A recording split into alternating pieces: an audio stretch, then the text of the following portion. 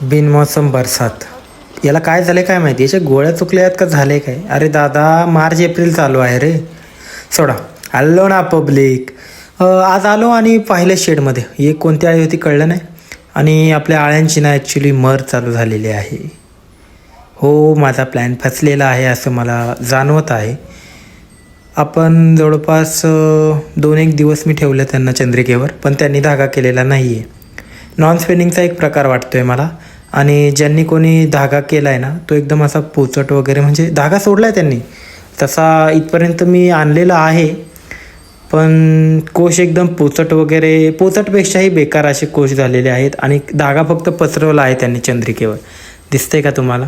आणि बाकीच्या अजूनही धागा करत नाही आहे. आणि हळूहळू करून ना त्यांचा टाईम संपतो आहे आणि त्या मरतायत.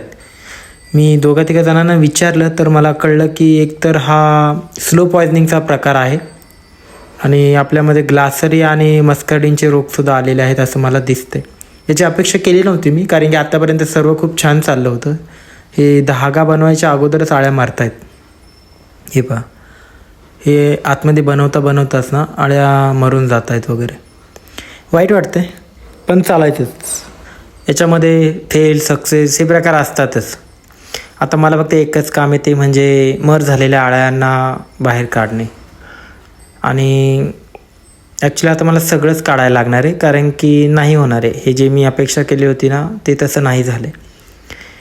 मेहनत वगैरे झाली, इथपर्यंतचा आपला प्रवास आला. बॅच मी शेवटपर्यंत नेली, पण धागा त्यांनी सोडलेला नाही. ज्यासाठी आपण हे सर्व प्रयत्न केले ना तेच झालेलं नाही आहे.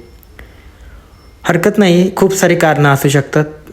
बोलूयात आपण. ज्यांना कोणाला माहीत असेल की नेमकं हे काय प्रकार, तर त्यांनी मला कमेंटमध्ये सुद्धा सांगा की ॲक्च्युली काय प्रॉब्लेम झाला असावा.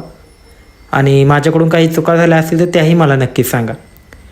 माझी ही बॅच तर फेल गेली आहे.